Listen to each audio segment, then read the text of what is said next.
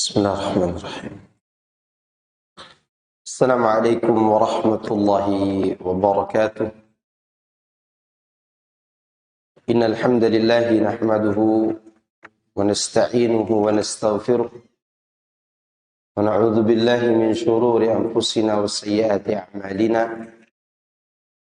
May yahdihillahu fala mudilla lahu wa may yudlil fala hadiya lahu. وأشهد أن لا إله إلا الله وحده لا شريك له وأشهد أن محمدا عبده ورسوله صلى الله عليه وعلى آله وصحبه أجمعين وسلم تسليما كثيرا مزيدا أما بعد. يا أيها الذين آمنوا اتقوا الله حق تقاته ولا تموتن إلا وأنتم مسلمون. فإن أصدق الحديث كتاب الله وخير الهدي هدي محمد صلى الله عليه وسلم. شر الأمور محدثاتها فإن كل محدثة بدعة وكل بدعة ضلالة وكل ضلالة في النار. إخواني في الدين أعزكم الله. Alhamdulillah, kita bersyukur kepada Allah Subhanahu wa taala atas limpahan nikmat yang Allah berikan kepada kita semuanya. Di antaranya nikmat iman dan Islam, dan nikmat diberikan kesempatan untuk mentadaburi ayat-ayat Allah Subhanahu wa taala. Serta nikmat diberikan kesempatan untuk berjuang menyebarkan ajaran Islam. Dan ajaran Islam yang sebenarnya adalah apa yang telah diajarkan Rasulullah SAW melalui sunnahnya. Semua ini adalah perkara yang dapat menghidupkan hati kita, yaitu menyebarkan ajaran Islam dan juga berjuang untuk menyebarluaskannya. Allah mengatakan, Ya ayyuhalladzina amanu istajibu lillahi walir rasul idza da'akum lima yuhyikum wa'lamu anna Allah yahulu bainal mar'i wa qalbihi wa annahu ilaihi tuhsyarun. Wahai orang-orang yang beriman, jawablah seruan Allah dan Rasulnya apabila dia mengajak kamu pada perkara yang memberi kehidupan bagimu. Ketahuilah sesungguhnya Allah membatasi antara seseorang dengan kecenderungannya, dengan hatinya. Dan sungguhnya hanya kepada dia kalian akan dikembalikan. Di dalam ayat ini Allah memanggil orang-orang yang beriman. Panggilan ini ada tujuan. Tujuannya adalah agar kaum mukminin mendapatkan kehidupan yang layak lagi bermanfaat. Bagaimana caranya? Jawab seruan Allah dan Rasulnya. Lalu apa yang diseru oleh Allah dan Rasulnya? Dan apa yang diajarkan oleh Allah dan Rasulnya sehingga kita mendapatkan kehidupan yang layak. Disebutkan oleh Al-Imam Ibnu Qayyim rahimahullah dalam kitabnya Al-Fawaid yang saya sebutkan secara ringkas. Yang pertama, Allah mengajarkan kita rukun Islam. Kemudian iman, rukun iman. Kemudian tadabbur Al-Quran. Dan berjihad di jalan Allah. Masih banyak hal-hal lainnya yang harus kita pelajari. Tapi 4 poin ini yang sering kali dilakukan oleh kaum muslimin sehingga mereka mendapatkan kehidupan yang layak. Di antaranya berjihad. Mungkin kita menganggap jihad itu mengorbankan nyawa. Gimana kita bisa mendapatkan kehidupan yang layak? Jawabannya, dengan jihad itu kaum muslimin mendapatkan izzah. Mendapatkan apa? Kemuliaan. Kalau Allah tidak mensyariatkan jihad, mungkin sudah lama Nabi SAW dihabisi oleh orang kafir. Karena beliau tidak bisa berbuat apa-apa. tanpa syariat jihad. Nabi tidak akan pernah bergerak untuk melakukan sesuatu kalau Allah tidak datangkan wahyu. Salah satu contoh bahwa berjuang di jalan Allah, berjihad baik dengan pedang maupun ilmu adalah merupakan perkara yang menghidupkan hati kita. Demikian juga jalan Islam, terutama 2 kalimat syahadat dan salat. Kata ahli hikmah, innal hayata bila salatin mautun faya miskinu salli. Sungguhnya kehidupan tanpa salat hakikatnya adalah kematian. Maka wahai orang yang kasihan, segera kau dirikan salat. Maka kita bersyukur kepada Allah bisa melakukan hal-hal yang mudah-mudahan ini memberikan manfaat dalam kehidupan kita. Kemudian, ikhwani fiddin a'azakumullah, adapun yang akan kita bahas di kesempatan pagi menjelang siang ini, yaitu perkara yang berkaitan dengan hati. Perkara yang berkaitan dengan apa? Hati. Hati manusia ini adalah merupakan asas segala perbuatan baik dan perbuatan buruk. Kata Allah Subhanahu wa ta'ala, kata Rasulullah SAW, ala wa inna fil jasadi mudghah, idza salahat salahal jasadu kulluh, wa idza fasadat fasadal jasadu kulluh, ala wahiyal qalb. Ketahuilah bahwa di dalam jasad kita ini ada segumpal daging yang apabila dia baik, maka akan baik pula seluruh anggota tubuh. Dan apabila dia rusak, maka akan rusak pula seluruh anggota tubuh. Ketahuilah yang dimaksud dengan segumpal daging tersebut adalah qalb, hati. Di sanalah Allah meletakkan akal. Di dalam akal itu ada isi yang bernama lubun. Lubun itu adalah sifat lurusnya akal. Jika lubun ini ditonjolkan dalam kehidupan seorang hamba, maka dia akan bisa membedakan ini yang baik, ini yang buruk. Namun jika hati ditutupi oleh dosa, maksiat, bid'ah, khurafat, syirik, maka lubun tadi tertutup. Sehingga manusia tidak bisa memikirkan sesuatu yang lebih bermanfaat dalam kehidupannya. Coba lihat bagaimana kotoran syirik menutupi hati orang-orang kafir. Sehingga mereka tidak bisa membedakan mana sang pencipta, mana yang diciptakan. Justru mereka meletakkan ibadah kepada yang mereka buat sendiri dengan tangannya.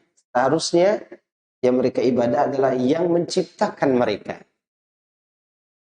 Itu adalah bukti nyata bahwa kesyirikan adalah kotoran yang paling kotor yang menutupi hati, sehingga lubun tadi, yaitu sifat lurusnya akal, tertutup, mati di dalam hati. Dia tidak bisa menonjolkan diri karena terlalu berat kotoran yang menimpa.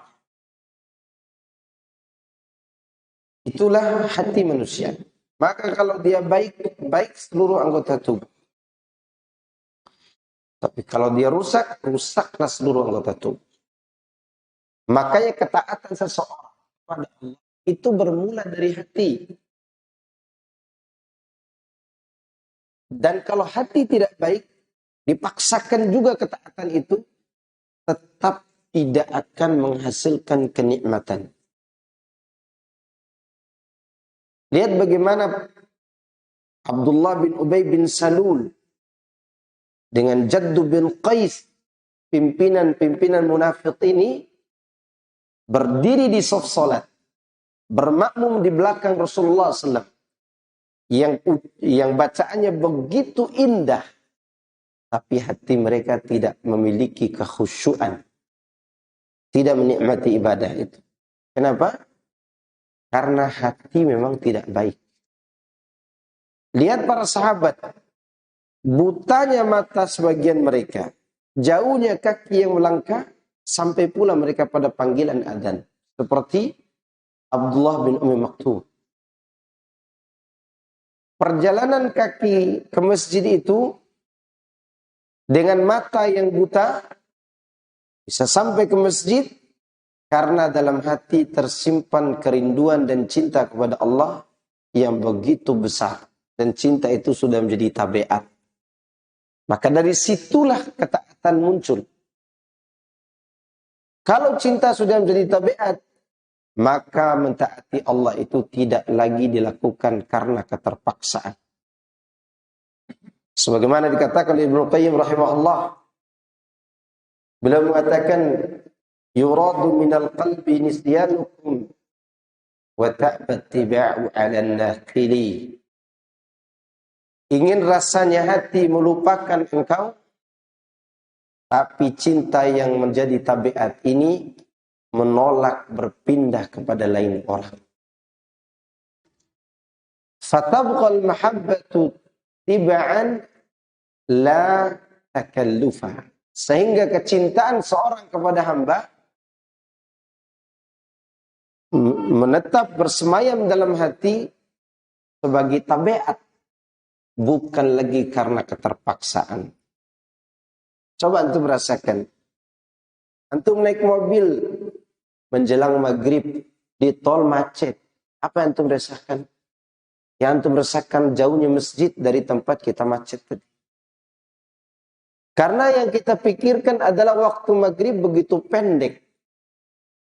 Sedangkan macet begitu panjang. Kita lebih menggelisahkan tidak ketemu masjid daripada tidak ketemu makanan saat itu. Itu bertanda cinta seseorang kepada Allah telah membentuk sebagai tabiat. Bukan lagi karena keterpaksaan. Ketika seorang terlambat bangun subuh, dia seharusnya sholat di masjid berjamaah. Ternyata matahari sudah meninggi. Maka spontan hatinya akan berikan reaksi kesal terhadap diri. Kenapa bisa terlambat bangun? Reaksi tersebut bermula dari kenikmatan sholat subuh yang pernah dia rasakan, kemudian hilang begitu saja karena terlambat bangun. Begitulah hati yang baik. Dia akan merasa kehilangan bila ketaatan dia tidak lakukan. Berbeda dengan orang yang tidak memiliki hati yang baik. Kehilangan ketaatan dianggapnya ringan. Bahkan sholat yang dia kerjakan saat itu bukan lagi untuk mendapatkan ridha Allah, tapi hanya ingin menunjukkan bahwa saya orang Islam. Ini orang tidak akan nikmati ibadah. Oleh karena itu, ikhwan fillah azakumullah, penting kita membahas tentang masalah ini. Karena al-qalbu, kata para ulama, huwal aslu. Hati itu adalah pokok segala permasalahan. Disebutkan oleh Syekh Abdul Razak hafizahullah ta'ala. Al-qalbu huwal aslu. Hati adalah pokok dari seluruh kebaikan dan juga keburukan. Beliau bawakan hadis yang saya bacakan tadi. Kata Rasulullah sallallahu alaihi wasallam, "Innal halala bayyinun wa innal harama bayyinun, wa bainahuma umurun mushtabihatun, la ya'lamuhunna katsirun minan nas. Wa man waqa'a fi syubuhati waqa'a fil haram. Faman ittaqa karra'i yar'a hawlil hima. Faman ittaqa syubuhati faqad istabra'a li dinihi wa 'irdihi. Wa man waqa'a fi syubuhat waqa'a fil haram. Karra'i yar'a hawlil hima. Ala wa inna likulli malikin hima. Ala wa inna himallahi maharimuh. Ala wa inna fil jasadi mudghah. Idza salahat salahal jasadu kullu wa idza fasadat fasadal jasadu kullu. Ala wa hiyal qalb. Muttafaqun alaih. Sungguhnya yang halal itu sudah jelas. Dan yang haram juga sudah jelas. Namun antara keduanya ada perkara-perkara yang samar. Yang tidak ada yang tahu hukumnya kecuali orang yang berilmu. Maka Rasulullah katakan dia tidak diketahui oleh kebanyakan orang. Artinya mengertinya hanya sedikit. Maka barang siapa yang menjaga diri dari syubhat, sungguh dia telah menjaga agama dan kehormatannya. Dan barang siapa yang jatuh dalam perkara syubhat, maka berarti dia jatuh dalam perkara haram. Seperti seorang pengembala, mengembalakan binatangnya di pinggir pagar orang-orang, di pagar kebun manusia. Ketahuilah, setiap orang memiliki kebun dan batasannya. Dan Allah juga memiliki batasan. Dan batasan Allah itu adalah apa yang diharamkan. Ya, apa yang diharamkan itulah batasan Allah. Ketahuilah sungguhnya dalam jasad ada segumpal daging. Jika dia baik, baiklah seluruh perkara yang dilakukan oleh jasad. Dan jika dia buruk, maka akan rusaklah seluruh amalan yang dilakukan oleh jasad. Itulah al-qalb. Hadis ini dianggap sebagai fondasi teragung atau pokok atau asas teragung dalam membahas perbaikan hati.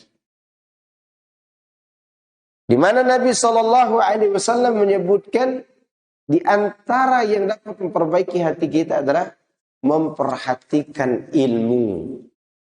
Perhatikan apa? Ilmu.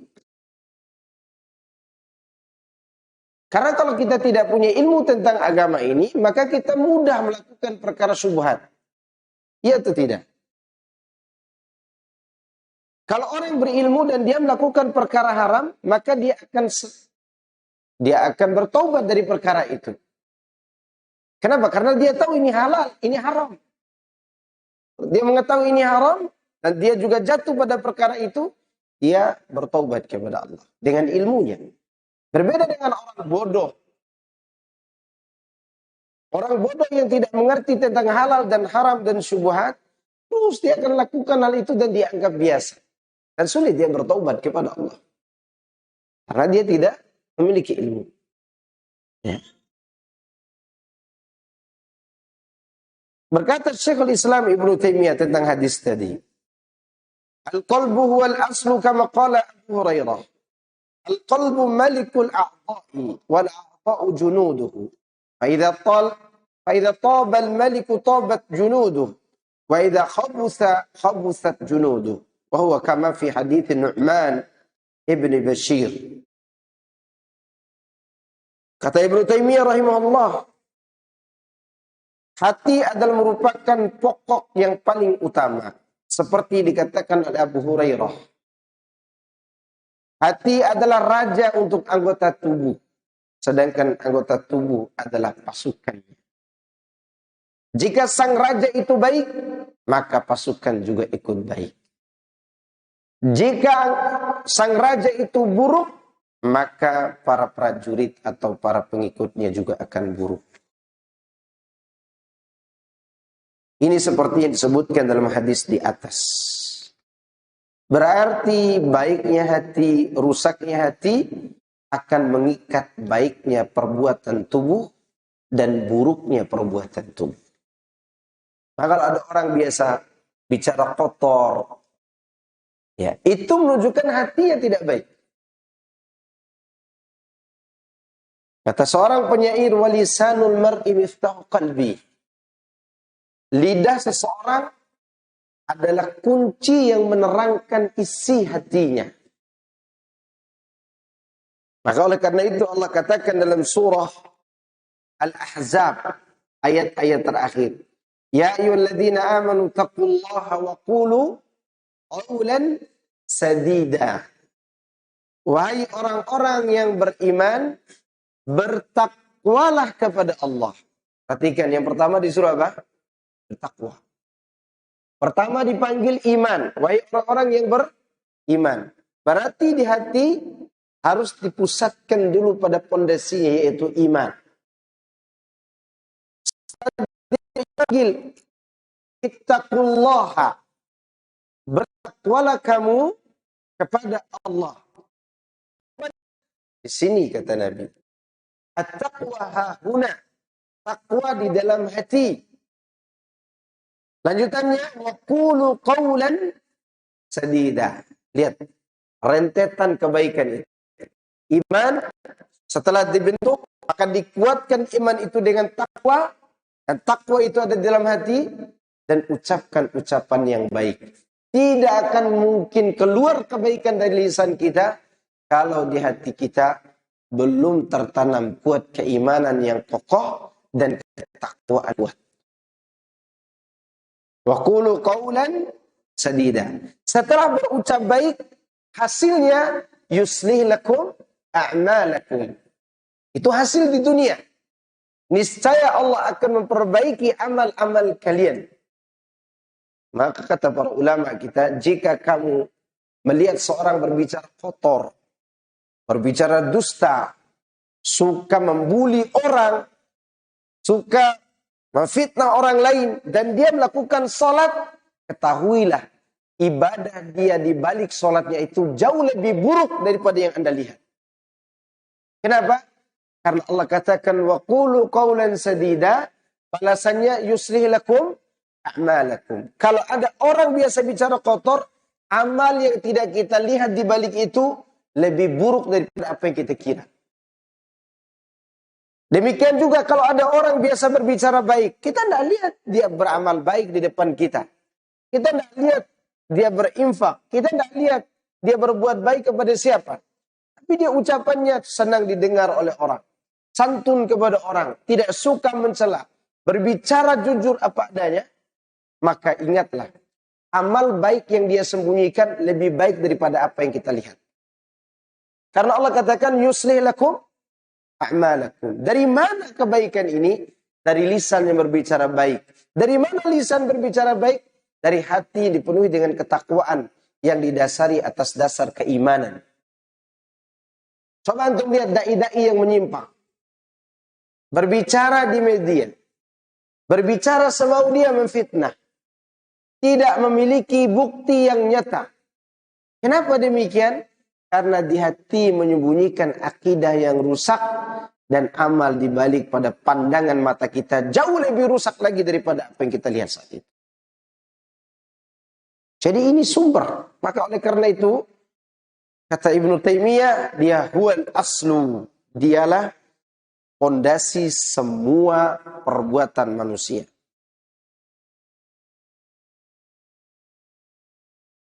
Jemaah sekalian azani Allah wa iyyakum. Allah Subhanahu wa taala membagi hati di dalam Al-Qur'an menjadi 3 bagian.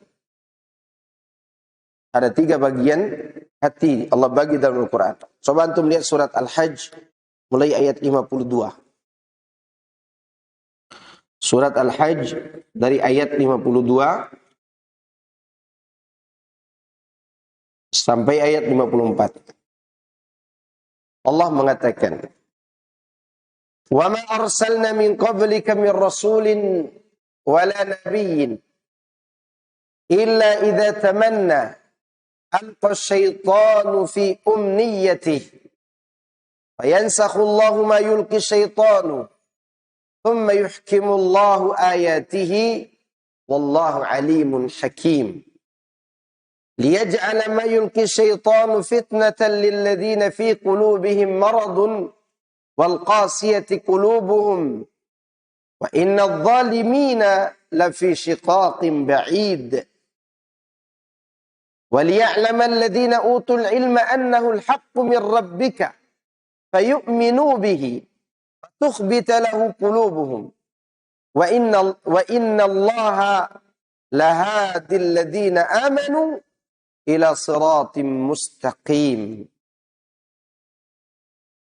Dan kami tidak mengutus seorang rasul dan tidak pula seorang nabi sebelum engkau, wahai Muhammad, melainkan apabila dia mempunyai suatu keinginan, artinya ingin menyampaikan wahyu.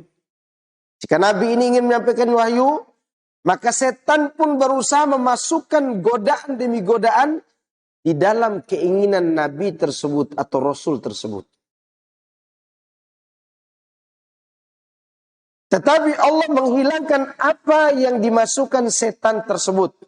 Dan Allah akan menguatkan ayat-ayatnya. Dan Allah maha mengetahui, lagi maha bijaksana. Perhatikan. Setan itu, dia datang membisik-bisikan sesuatu yang apabila bisikannya berhasil dihembuskan kepada para nabi, maka bisikan ini akan membuat wahyu bercampur kebatilan. Kalau sudah dicampur dengan kebatilan, maka sulit manusia memilah dan memilih mana yang benar, mana yang salah. Demikian Allah Subhanahu wa taala menjaga agamanya.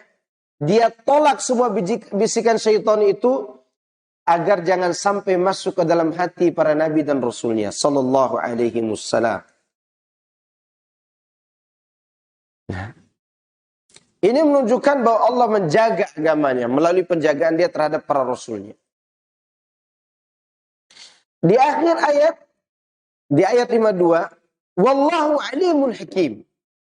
Jibni. Ayat ini diakhiri dengan wallahu alimun hakim. Allah maha mengetahui, lagi maha bijaksana. Maha mengetahui, dia tahu di mana dia harus meletakkan penyakit hati tadi. Yaitu bisikan setan itu. Dengan ilmunya dia tahu bahwa ini tidak pantas untuk dimasukkan ke dalam hati para nabi dan rasul. Dengan hakimnya, dia memiliki sifat meletakkan sesuatu pada tempatnya. Itu arti hakim. Di antara maknanya adalah dia meletakkan sesuatu pada tempatnya. Maka bisikan setan ini tidak pantas diletakkan di dalam hati para nabi dan rasul. Lalu kemana diletakkan? Lanjutan ayatnya. Liyaj'ala ma yulki syaitan fitnatan lilladina fi qulubihim marad. Dia Allah ingin menjadikan godaan yang ditimbulkan setan itu sebagai fitnah bagi orang-orang yang hatinya ada penyakit. Dan orang-orang yang berkeras hati. Dan orang-orang zalim itu benar-benar dalam permusuhan yang jauh. Perhatikan ayat 53-nya. Apa yang dilontarkan syaitan, di mana pantasnya itu diletakkan? Di dalam hati, yang hati itu sendiri sudah menjadi tempat sampah. Karena sampah harus dibuang pada tempatnya, iya atau tidak?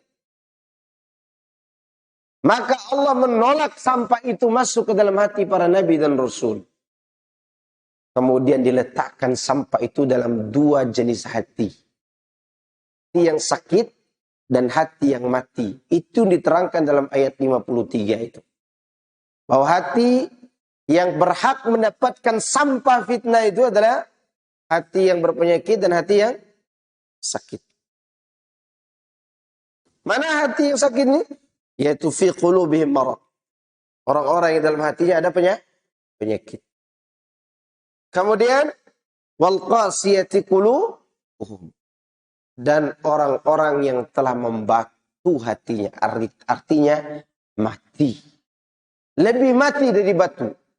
Kalau batu dan tanah disiram air masih menumbuhkan tanaman. Bahkan batu bisa mengeluarkan air darinya atas izin Allah. Kemudian jenis hati yang ketiga. Tadi hati para nabi dan rasul itu sudah dijaga oleh Allah. Ini bagi orang yang selain nabi dan rasul. Maka Allah katakan, وَلِيَعْلَمَ الَّذِينَ utul ilma. Agar orang-orang yang diberikan ilmu itu mengetahui bahwasannya Al-Quran adalah kebenaran yang bersumber dari Rabbmu. Sehingga mereka beriman kepada Quran itu. dan hati mereka menjadi luluh tunduk kepada Al-Quran itu. Tunduk kepada Allah subhanahu wa ta'ala. Dan sungguhnya Allah benar-benar akan berikan petunjuk bagi orang-orang yang beriman kepada jalan yang lurus. Di sini Allah bagi hati menjadi berapa? 3. Yang pertama hati yang sakit. Yang kedua hati yang mati. Yang ketiga hati yang sehat. Hati yang sakit itu hati yang masih ada kehidupan padanya. Namun penyakitnya tidak berusaha untuk diobati. Sehingga bertambahlah penyakit itu. Sehingga hati pun terbawa kepada kematiannya. Hati kalau sudah mati dalam jasad, maka jasad berkedudukan sebagai kuburan untuk menguburkan bangkai yang bernama qalbun di dalamnya. Kubur berjalan adalah jasad yang telah mematikan hatinya. Awal mula matinya orang munafik itu, mati hati orang munafik adalah karena ada penyakit. Penyakit itu tidak disembuhkan. Apa penyakitnya? Sebutkan dalam tafsir Sa'di dan juga tafsir Ibnu Katsir. Penyakit yang melanda hati orang munafik, ragu dengan kebenaran Islam. Maka kalau hari ini antum lihat ada orang mengatakan semua agama sama, dia mirip-mirip seperti munafik. Dan ajibnya, kemiripan itu persis seperti apa yang diinginkan oleh munafik di zaman Rasulullah SAW. Orang yang mengatakan semua agama sama ini, apa tujuannya? Ingin menjadi pahlawan kesiangan yang mendamaikan semua agama. Itu keinginan mereka. Dan itu pula yang diinginkan oleh Abdullah bin Ubay bin Salul dan Jaddu bin Qais serta pemuka-pemuka munafik lainnya dan pengikutnya. Mereka ingin menyatukan agama musyrik dengan agama tauhid.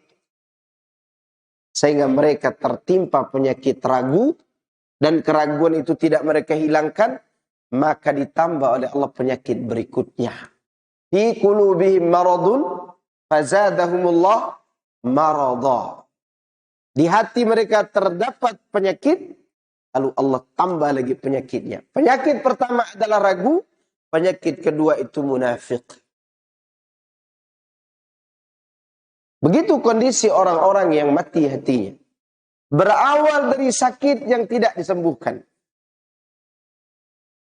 Dan jika penyakit itu berusaha disembuhkan dengan cara bertaubat, dengan cara belajar agama, dengan cara mendekati orang-orang saleh, dengan cara menghadiri majelis-majelis ilmu, maka dia akan terus terobati dengan itu. Atau dengan menghadiri solat berjamaah bagi kaum laki-laki, berdiri di sof-sof solat. Di saat itu, kesalahan demi kesalahan akan terhapus dari hati itu. Dan dia akan jernih kembali. Dikotori lagi, datangi Allah untuk membersihkannya. Maka dia akan terus bersih. Itu hati. Maka ada seorang sahabat yang melakukan dosa besar. Tapi tidak sampai berzina. Sahabat ini bercerita kepada Nabi SAW di waktu pagi. Ya Rasulullah, sungguhnya aku telah melakukan dosa besar. Yaitu aku membuka pakaianku dengan seorang wanita. Kami tidak berbusana. Saling memegang tubuh di antara kami. Tapi kami tidak memasukkan kemaluan dalam kemaluan. Apa hukuman bagi kami ya Rasul? Dia minta fatwa. Dan mereka berdua ini sama-sama istri orang dan suami orang. Karena berzina, maka mereka harus dirajam. Kan begitu. Maka mereka bingung nih. Mereka ini sudah mengikuti hawa nafsu, tidak sampai berzina, tapi mereka saling melihat kemaluan di antara mereka. Bahkan saling memegang. Dosa besar. Maka Nabi SAW bertanya kepada orang itu. As-sallaita ma'ana? Apa tadi subuh kau sholat bersama kami? Kata orang tersebut, iya ya Rasulullah. Aku sholat bersamamu. Lalu Rasulullah SAW menyampaikan kepadanya firman Allah Subhanahu wa taala, "Wa aqimis salata tarafayin nahar wa zulafan minal lail innal hasanat yudhibnas sayyi'at." Dirikan salat antara dua sisi siang hari, pagi dan petang. Dan di awal malam, yaitu maghrib dan isya. Sesungguhnya kebaikan-kebaikan itu akan menghapus kesalahan. Itu orang beriman yang tertimpa penyakit hati.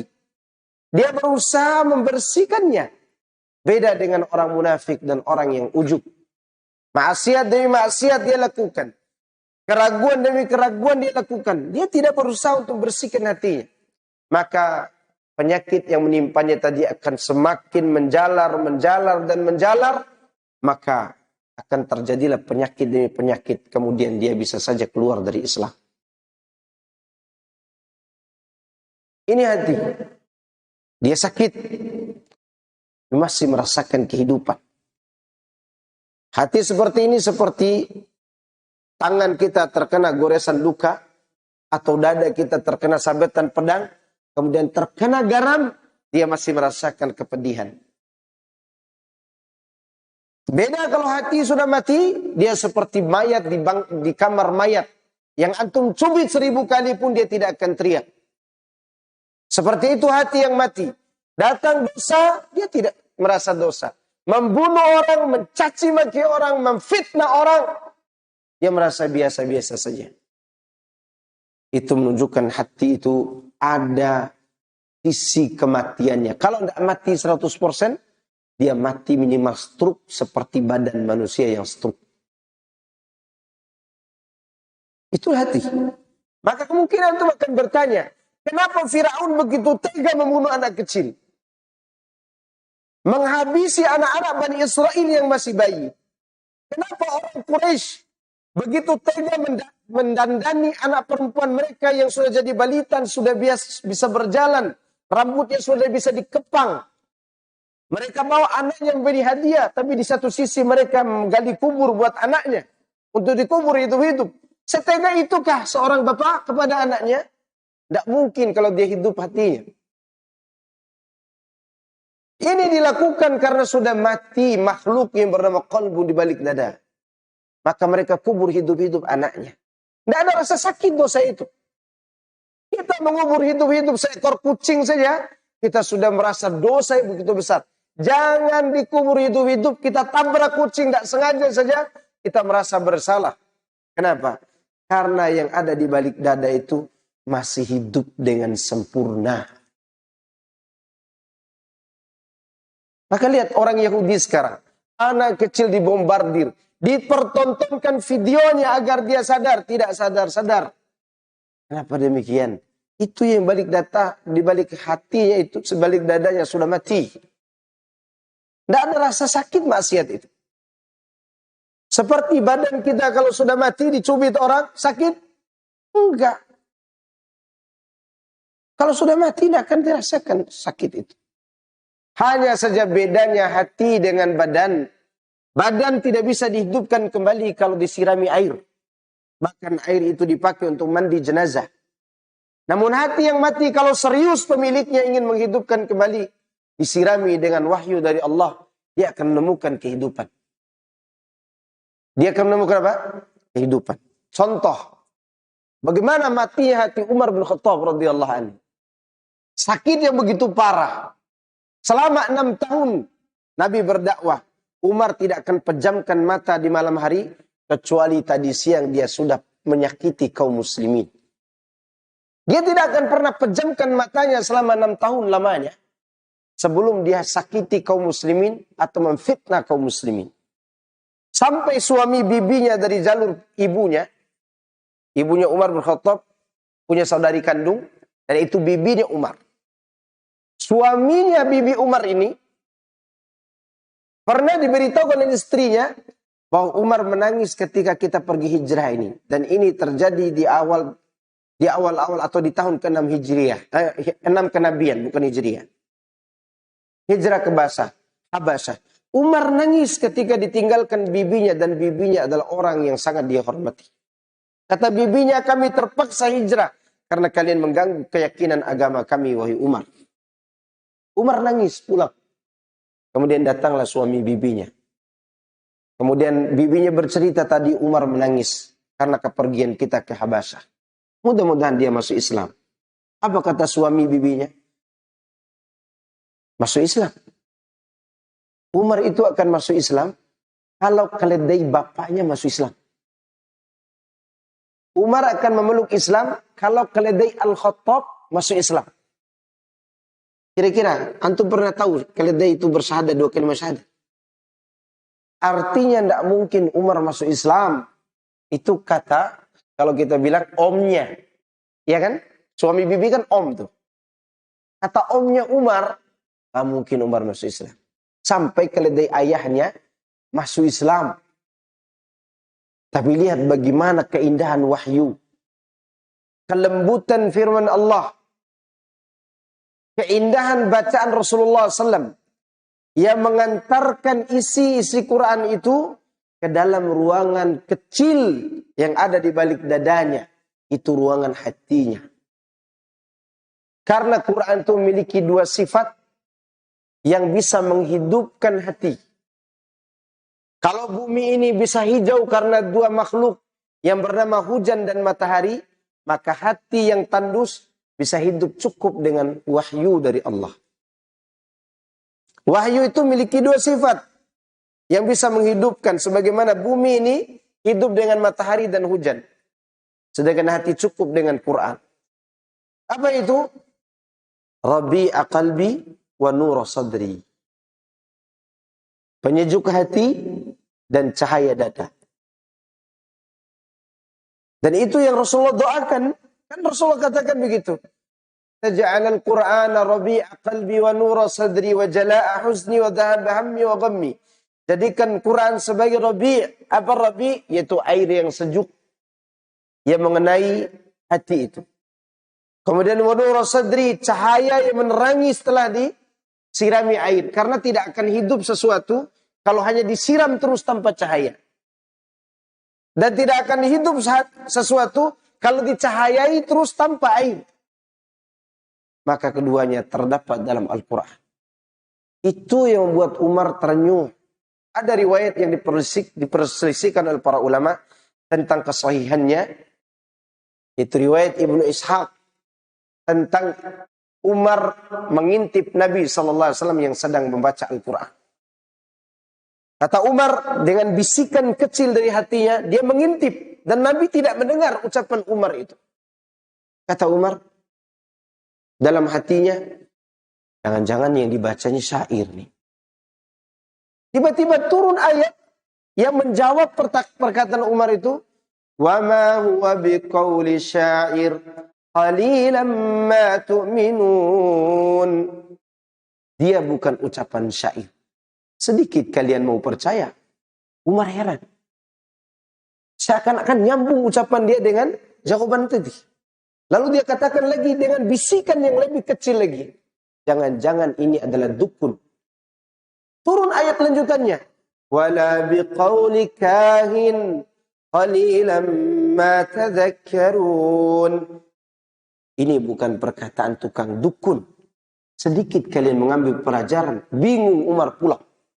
Dari situlah mulai ada bibit-bibit kehidupan dalam hatinya. Setelah sekian lama hati ini tandus mati. Begitu disirami dengan Al-Quran itu, mulailah dia memikirkan ucapan Rasulullah SAW bahwa itu bukanlah ucapan syair, apalagi dukun. Berarti hati yang mati bisa dihidupkan? Bisa. Dengan cara apa? Pelajari wahyu Allah Subhanahu wa ta'ala. Kalau kita merasa diri jauh dari Allah, kita gelisah tanpa ada sebab. Kita juga tidak tahu apa yang harus dilakukan di masa depan. Boleh jadi karena kita jauh dari Allah. Ini yang membuat hati kita ini rusak. Maka oleh karena itu Allah mengatakan, "Faman ittaba'a hudaya fala yadhillu wa la yashqa." Wa man a'rada an dzikri fa inna lahu ma'isyatan dhanka wa nahsyuruhu yawmal qiyamati a'ma. Qala rabbi lima hasyartani a'ma wa qad kuntu basira. Qala kadzalika atatka ayatuna fanasitaha wa kadzalika al-yawma tunsa. Barang siapa yang mengikuti petunjukku, maka dia tidak akan sesat dan dia tidak akan sengsara. Surah Toha ayat 123. Lanjutannya, dan barang siapa yang berpaling dari peringatanku, maka dia akan temukan kehidupan sempit. Kehidupan yang sempit. Kita lihat orang kaya naik mobil mewah, mobil Lamborghini, mobil Mustang. Apalagi lah mobilnya itu. Harimnya ada 7. Sebelah kanan ada 3. Sebelah kiri ada 3. Di depannya ada 1. Saking banyak harimnya. Dan dia bagaikan seorang raja yang dikelilingi oleh bidadari. Tapi di ruangan kecil di balik dadanya dia tidak tenang. Dia tidak tenang. Bukti dia tidak tenang, banyak ajudan yang mengelilinginya. Dan dia tidak akan membeli mobil seperti mobil yang kita punya. Dia akan beli mobil anti peluru. Dan dia akan membeli mobil yang lain daripada yang lain. Kalau ada yang sama dengannya, stres lah dia itu. Kenapa? Ternyata ada juga yang bisa beli kayak saya. Apa itu luas hatinya? Enggak, dia stres. Kalaupun dia sudah menikah, dia punya simpanan. Dimaksud simpanan di sini adalah wanita. Maka dia akan takut ketahuan istri pertamanya. Beda dengan orang Islam. Dia poligami. Dia menikah lagi. Dia kasih tahu istri pertamanya. Paling dilempar pakai gelas pecahnya sekali. Tidak ada keresahan dalam kehidupannya. Meskipun dilihat oleh orang, jangan-jangan mereka tidak cinta. Tapi orang kaya yang memiliki segalanya jauh dari Al-Quran, dia tidak akan merasakan kebahagiaan. Maka oleh karena itu Allah katakan, dia akan temukan kehidupan yang sempit. Kata Abu Sa'id Al-Khudri, disempitkan kuburannya. Kata Ibnu Qayyim, disempitkan dunianya, disempitkan kuburnya, dan disempitkan akhiratnya. Ini lebih umum pemahaman Ibnu Qayyim. Kata Abu Sa'id Al-Khudri radhiyallahu anhu, disempitkan kuburnya. Itu bagian daripada kesempitan hidupnya. Dan nanti dari kiamat kami kumpulkan dia dalam keadaan buta. Dia berkata kepada Allah, ya Rabb, kenapa kau butakan mataku hari ini? Dulu di dunia aku bisa melihat. Kata Allah, demikian kondisimu. Dulu di dunia kau lupakan ayat-ayatku, hari ini kau ditelantarkan. Karena melupakan ayat Allah menyebabkan hati kita sakit dan mati.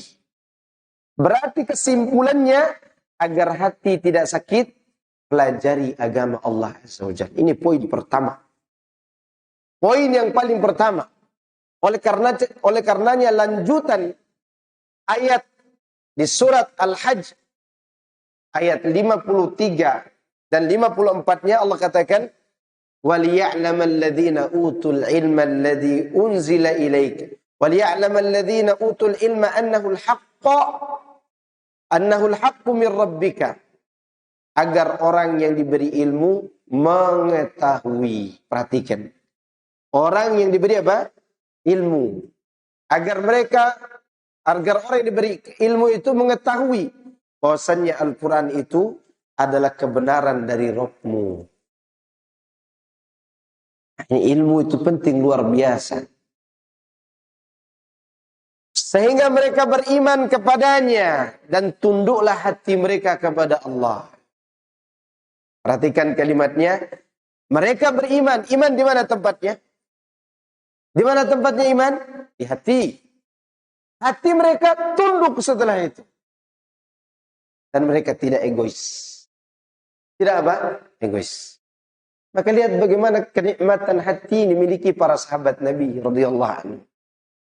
Ada seorang sahabat diboikot oleh Nabi SAW. Di tahun 10 Hijriah. Tahun-tahun terakhir Nabi SAW berada di dunia.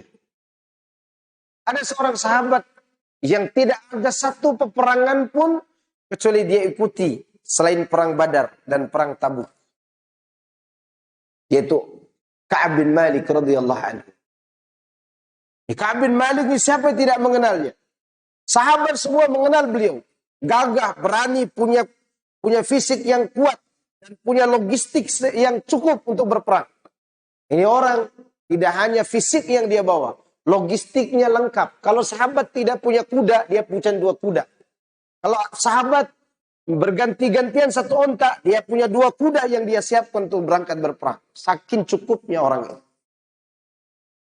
Orang-orang Nasrani pun tahu siapa Ka'ab bin Malik. Sampai perang Tabuk itu dia tidak ikut.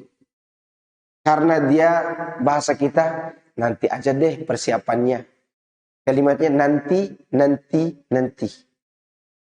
Karena dia sibuk mengurus kurma yang lagi berbuah. Kan kurma itu berbuahnya musim apa? Panas.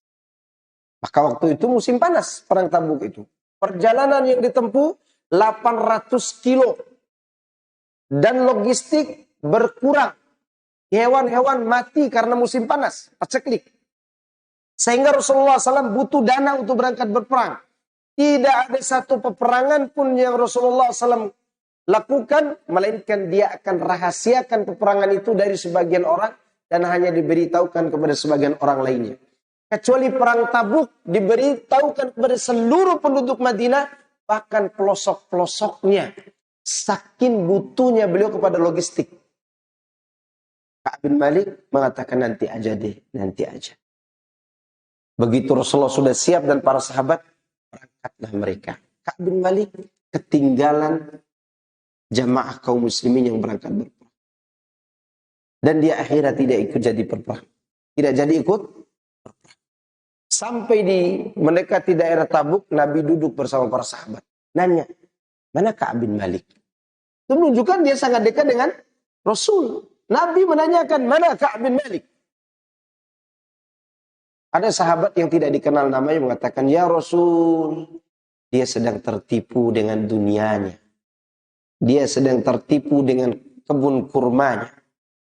Apa kata Mu'adz bin Jabal? Hei, celaka kau. Mulutmu jaga. Ya Rasul, kami tidak mengenal Ka'ab bin Malik kecuali dia orang baik. Setelah itu Nabi diam. Dia tidak perlu korek-korek lagi cerita tentang Ka'ab bin Malik. Harusnya usaha-usaha kita begitu. Ya, kalau dengar tentang orang dan ada yang belanya, udah berhenti. Tidak usah dibicarakan lagi. Dicarikan lagi kayak intelijen aja.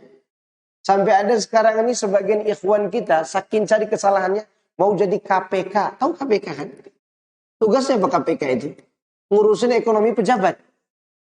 Ini juga begitu sebagian teman-teman ini. Saking tak terjaga hati. Lihat Mu'adz bin Jabal mengatakan, celaka apa yang kau katakan? Ya Rasul, kami tidak mengenal Ka'ab kecuali dia orang baik. Padahal Ka'ab itu betul berbuat salah.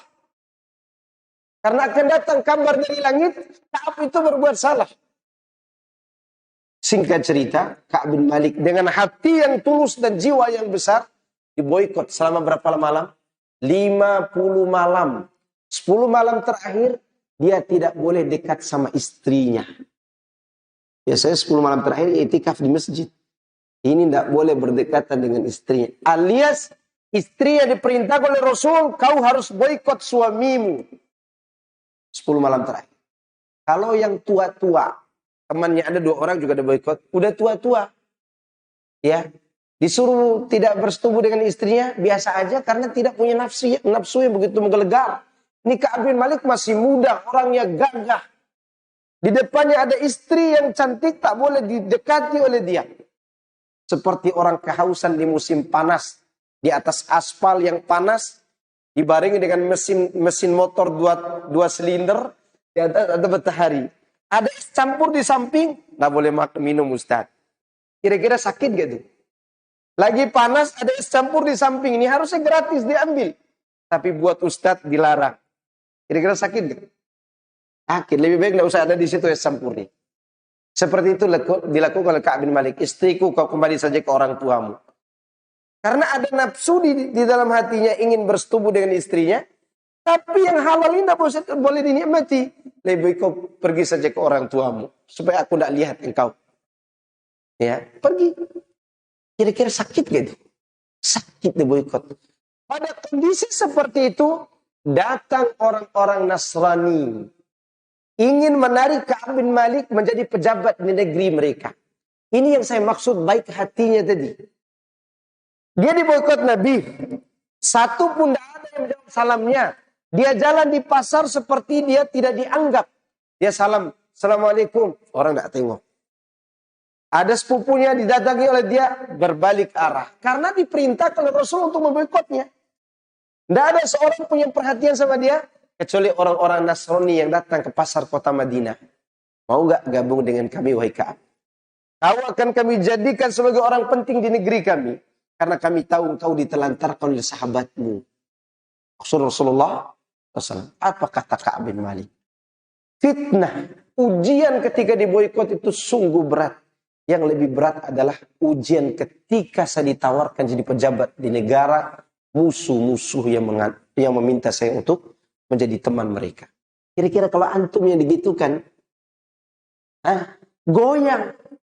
Goyang pasti. Tidak ada orang mau bicara sama saya. Ada orang Nasrani nih. Nawarin jabatan. Pasti ada harim cantik juga di sana. Pasti. Ya kan? Dan digaji dengan gaji yang tinggi. Ini posisi ini saya diboikot. Kalau hati rusak, dia akan tertarik dengan tawaran itu. Maka Ka'ab bin Malik mencela 2 orang. Pergi. Sampai 50 hari dia diboikot. Datang ayat yang mengumumkan bahwa dia diterima taubatnya. Maka sahabat-sahabat naik di atas atap rumah di atas anak bukit. Berteriak. Allah telah mengampuni Ka'ab bin Malik. Semua senang dengan itu. Maka begitu Ka'ab bin Malik datang. Tolha bin Ubaidillah berdiri. Dan menyalami tangannya. Dengan penuh kesenangan. Dan itu tidak pernah dilupakan oleh Ka'ab bin Malik. Itu hati kalau sudah baik. Hari ini kita enggak. Hati kita ini seperti buih. Ada orang demo ikut demo. Ya kan? Kenapa? Seru-seruan Pak Ustadz. Mana hati yang punya akidah tadi? Ada orang berbicara ini, ikut berbicara ini. Mana Quran yang dibaca? Cepat kita tergoda dengan apa yang kita lihat dan apa yang kita dengar. Karena di hati belum terbentuk akidah yang kokoh seperti para sahabat. Sahabat Nabi didatangi berita menakutkan. Sampai jantung mereka sudah naik ke leher mereka. Begitu Allah tenangkan dengan ayat-ayat Al-Quran tentang suratul Ahzab, perang Ahzab, atau perang Khandaq. Perang yang sangat menakutkan dalam sejarah perang kaum muslimin. Kenapa? Karena Yahudi yang berada di sebelah dari bawah. Orang Yahudi dari bawah ingin menyerang ke atas. Musyrik dari atas menyerang ke bawah. Dan musyrik itu berleha-leha dalam perjalanan karena mereka membayangkan Madinah itu tidak ada bentengnya. Iya kan? Tidak ada bentengnya. Dan jumlah pasukan musuh lebih banyak dari seluruh penduduk kota Madinah. Ini bukan lebih banyak dari pasukan Nabi lagi nih. Seluruh kota Madinah, kaum muslimin di kota Madinah itu lebih sedikit dari pasukan musuh. Di situ ada orang kafir Quraisy dari Mekah. Ada kabilah-kabilah yang dilalui. Di bawah ada orang Yahudi. Yang mereka siap untuk melancarkan serangan dari bawah. Di tengah kota Madinah ada munafik-munafik yang melancarkan menakut-nakuti para sahabat. Begitu turun ayat demi ayat yang menggembirakan mereka. Lihat pasukan musuh. Hadza ma wa'adana Allah wa rasuluh. Ini yang dijanjikan Allah itu. Mereka tidak takut lagi. Kenapa? Ketenangan jiwa yang ada di balik dada itu bersumber dari kehidupan hati yang hidup dari wahyu. Maka sahabat Nabi waktu itu melihat dan musuh tidak menduga. Para sahabat tidak membangun benteng yang berdiri, tapi mereka membangun benteng yang digali. Antum bayangkan, seharusnya benteng itu berdirikan tembok.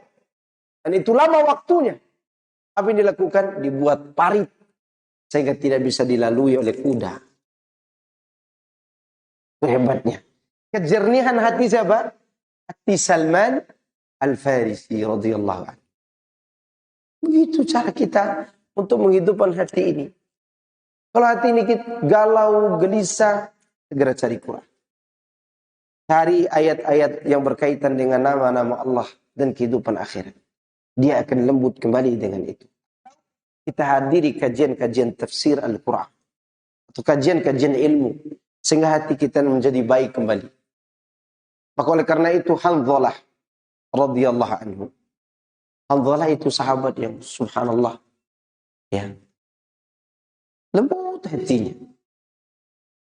Suatu hari dia ditemui oleh Abu Bakar sedang mencela dirinya. Nafaqah Hanzalah. Hanzalah telah berubah menjadi munafik. Abu Bakar melihat. Kenapa kau ngomong begitu ya Hanzalah? Iya wahai Abu Bakar. Kalau aku duduk di majelis ilmu bersama Rasulullah SAW.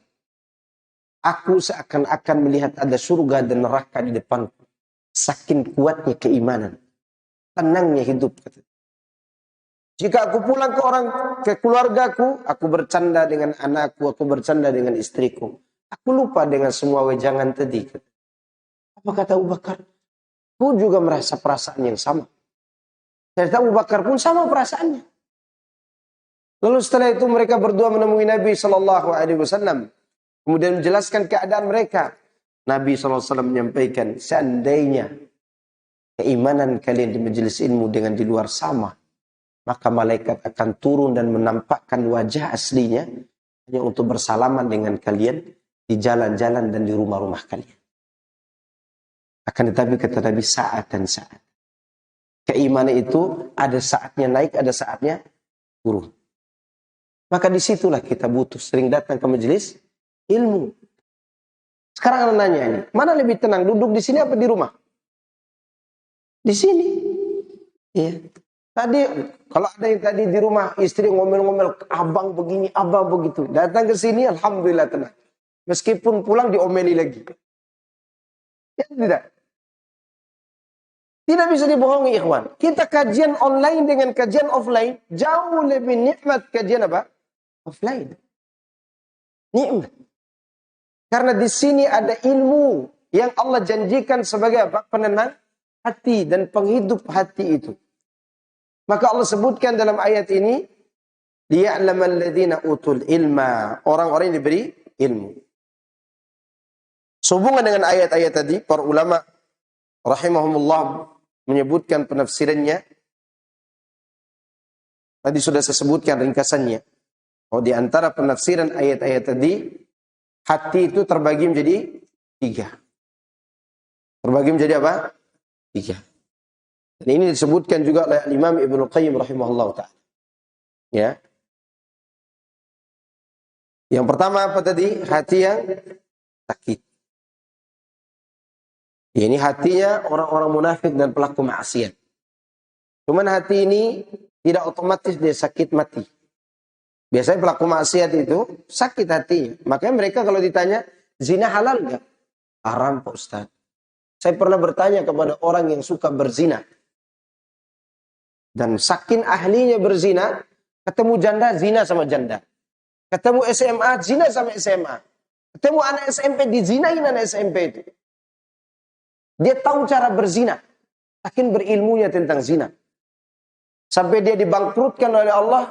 Dijauhkan dari harta tadinya. Hartanya kalau dikarung-karungkan, berkarung-karung duitnya. Setelah itu Allah bangkrutkan dengan cara apa? Anak buahnya bawa lari uangnya dalam proses jualan narkoba. Dia mau lapor polisi, dia ketangkap. Karena jualan narkoba. Udah semua habis hartanya. Baru dia bertaubat. Waktu itu anak ajarkan dia kitab tauhid. Agar dia tidak lagi kembali kepada dunia lamanya. Dia katakan, semua zina sudah saya lakukan. Apa harus lakukan? Tobat. Itu belajar tauhid. Belajar beriman. Belajar beramal soleh. Ya. Sampai waktu itu anak nanya, waktu ente berzina, ente yakin itu halal? Gak Pak Ustaz. Itu haram. Apalagi kalau harimnya jauh. Kalau wanitanya jauh, haram zina itu. Tapi kalau sudah dekat, haram Pak Ustaz. Berarti nafsu. Apa namanya? Itu menunjukkan dia tahu itu sakit. Hatinya sakit, tapi masih hidup. Seperti goresan pedang yang melukai tangan atau badan kita. Karena hidup tubuh ini, antum sentilkan garam di luka itu, maka akan pedih. Anggaplah garam itu adalah dosa. Dia akan merasakan kepedihan itu. Seperti itu hati yang sakit yang masih hidup. Maka ini yang harus kita hidupkan, kita sehatkan kembali. Dengan apa tadi? Ilmu. Itu yang pertama kali. Ya. Kemudian hati yang kedua adalah hati yang mati. Hati mati. Dan inilah hati yang sulit untuk diberitahukan kebenaran. Apalagi dia sudah mati, bentuknya seperti gelas yang kotor, udah kotor gelasnya, dan dibalik seperti ini. Antum siramkan air sebanyak apapun tidak akan masuk dalam gelas. Iya atau tidak? Sudahlah dia kotor dan hitam penuh dengan noda, terbalik bentuknya. Dan ini hatinya Fir'aun dan orang-orang Yahudi. Dan hatinya orang-orang Arab Ba'idah. Tahu Arab Ba'idah? Tidak tahu. Arab Ba'idah itu seperti Judais, Imlak, Thamud, Ad. Itu orang-orang besar. Itu. Ya, yang keturunannya dihabisi oleh Allah. Ya, maka tidak ada keturunan orang-orang Imlak atau Judais. Kalau ada hidup orang-orang Judais sampai hari ini dan jadi preman di Tanah Abang, mati semua orang. Badannya gede. Atau hidup orang dari kalangan kaum Samud. Ya. Yang fisiknya kuat, kaya raya, banyak anak. Membuat gedung dari gunung. Di dalam gedungnya ada ruangan yang seperti AC di zaman kita ini. Tanpa mesin AC. Arsiteknya luar biasa. Kecerdasan tinggi yang mereka miliki. Durhaka, Allah habis. Hatinya sudah mati. Itu hati yang mati. Sekarang pun telah ada orang-orang yang mati hati seperti itu. Seperti siapa? Yahudi. Presiden Amerika masih hidup sedikit hatinya. Sedikit tapi. Tapi presidennya orang-orang Yahudi mati. Ya, di saat masih ada jiwa kemanusiaannya, berarti ada kehidupan kayak ini. Ada. Tapi ini sudah tidak ada sama sekali. Itulah mati. Dan itu termasuk juga hati diwarisi dari iblis. Dari siapa? Iblis. Kemudian yang ketiga, hati yang hidup. Hati yang jika disebutkan nama Allah dia tenang. Hati yang jika dipanggil ibadah dia nurut. Hati yang tidak ada pilihan kecuali mengikuti pilihan Allah dan Rasulnya. Hati yang apabila dia membaca Al-Quran, dia merasa tenang. Hati yang kalau diajak kepada kebaikan, dia akan mengikuti. Itu hati yang hidup dan sehat. Tidak egois. Ya. Kalaupun dia egois sedikit, dia mutar dulu, tapi tetap taat juga. Ya, contoh ibu-ibu yang taat. Ibu-ibu itu kalau taat, mutar dulu kan baru taat. Dia mutar dulu jauh dia mutar. Iya deh, sami'na wa ta'na. Ya kan? Iya atau tidak bapak-bapak? Jangan takut menjawab. Saya aja berani ini. Taat mereka taat. Betul taat. Tapi harus berdebat dulu. Dan itu juga dimiliki oleh Aisyah radhiyallahu anha. Dan itu kesehatan hati para wanita. Aisyah radhiyallahu anha ketika Rasulullah menyuruh, suruh ayahmu jadi imam sholat. Suami yang lagi sakit sebentar lagi mau wafat didebatin juga sama Aisyah. Apa kata Aisyah? Ya Rasulullah, tahu bapakku itu kalau dengar Al-Quran cepat nangis ya Rasul. Dia tinggal katakan, ya siap ya Rasul. Dia debatin dulu tuh Nabi. Maka kalau istri antum begitu di rumah dan tetap terima juga kebaikan itu, itulah wanita. Itulah siapa? Wanita. Jangan antum katakan, kamu sakit hati ya? Enggak. Dia tidak sakit hati. Begitu bentuk dia dari awal. Bengkok dia. Antum lurusin, patah. Antum biarin, bengkok terus. Gimana caranya? Ikutin bengkoknya, tapi diperbaiki. Dibersihkan. Maka dia kan sering mutar-mutar dulu baru terima nasihat antum ya enggak? Kalau antum kasih dia nasihat 10, 1 dia terima. 1 pun mutar dulu tuh. Kalimantan dulu, Sulawesi dulu, Sumatera dulu, balik lagi ke Jakarta. Tapi kalau dia kasih antum nasihat 10, 9 harus antum terima. Ya enggak? Maka kalau mau dia terima 9, kasih 90 nasihat. Nah, itu kesehatan hati. Saya sampaikan ini karena sebagian ikhwan mengatakan istrinya sakit hati. Enggak, begitu bentuknya wanita. Bentuknya seperti itu. Tetapi kalau dia sudah sempurna cara berpikirnya, dia tidak akan seperti itu. Dia akan menjadi manusia seperti anaknya Sa'id bin Musayyab.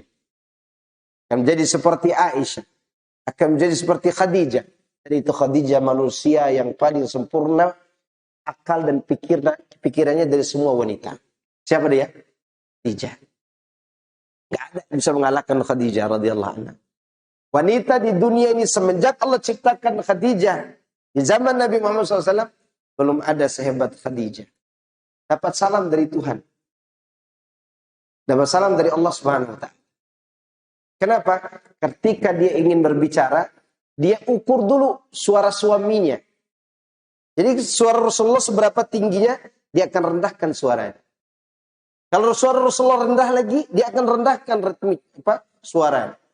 Maka dia dibuatkan surga yang tidak ada keribut, dibuatkan istana baginya, tidak ada keributan di dalamnya. Itu siapa?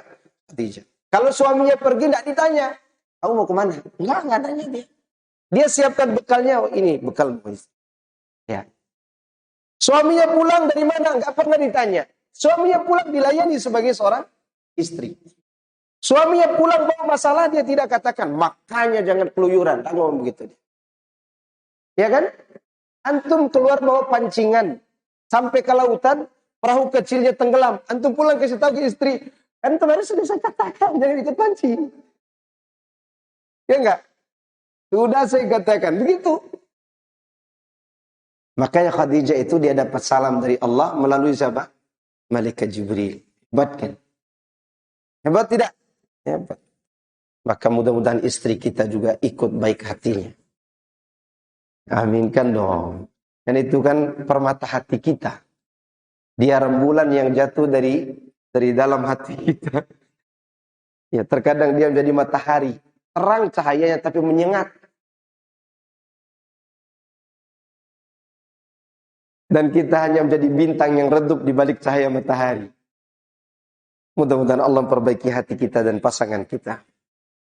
Baik, saya kira itu yang bisa Anda sampaikan di pagi yang mulia ini. Semoga Allah jadikan ini hari yang terbaik bagi kita dalam kehidupan kita. Semoga ini adalah merupakan salah satu pemberat timbangan amal kita nanti di yaumul qiyamah. Semoga Allah mempertemukan kita di jannahnya sebagaimana dia pertemukan kita di dunia saat ini. Semoga kita semuanya dijauhkan dari segala malapetaka dunia dan akhirat kita. Saya bertanya, ini udah jam 10:30 ini. Terasa lama sekali kita kajian. Ada yang bertanya enggak? Itu udah pertanyaan di bawah.